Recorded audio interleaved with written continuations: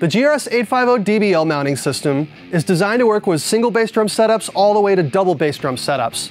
Parts included are 3 36-inch vertical legs, we got 2 40-inch curved crossbars, 2 long T-leg assemblies, which are 20 inches long, 1 medium T-leg assembly, 12 inches long.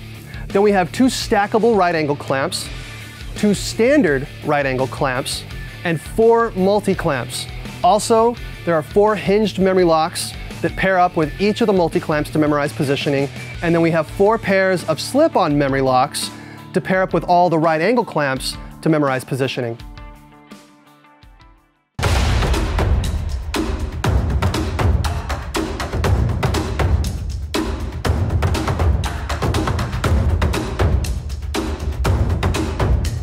So here we have the GRS-850DBL double bass drum rack mounting system utilized in a single bass configuration.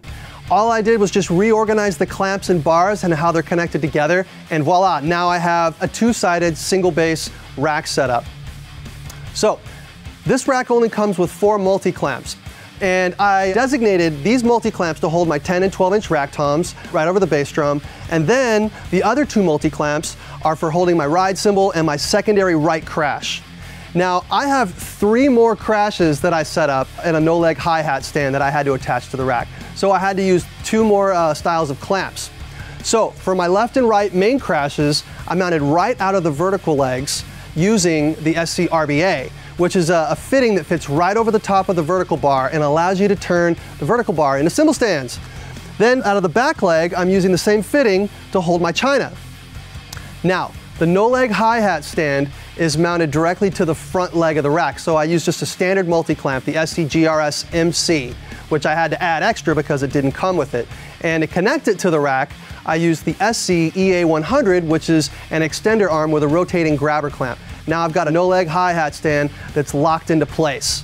So the benefits to using this mounting system is not only can it be used in a double bass and single bass configuration, you definitely have a lot of room to expand.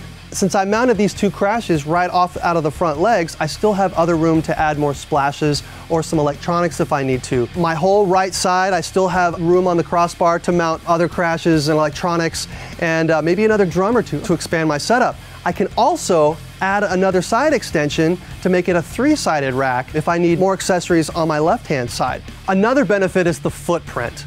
Because I'm using 2 rack toms, 5 cymbals, and hi-hats, that's a lot of cymbal stands to have to collapse and tripods to position. With using this mounting system, it cuts down on the footprint and it allows you to add more to your setup without increasing the size of your footprint.